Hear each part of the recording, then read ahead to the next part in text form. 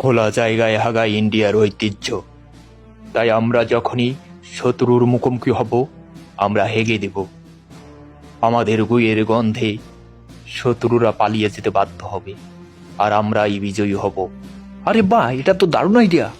এই আইডিয়ায় কাজ হবে কি?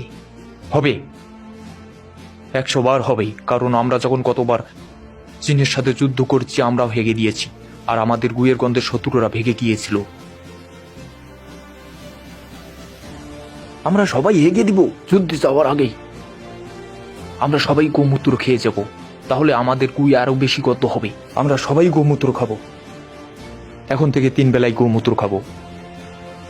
গোমূত্র দিয়ে স্নান করব, তাহলে আমাদের গুয়ের মধ্যে গন্ধ বেশি হবে, আর শত্রুরা গুয়ের গন্ধে পালিয়ে যাবে। অস্ত্রের চেয়ে গুইয়ের শক্তি অনেক বেশি।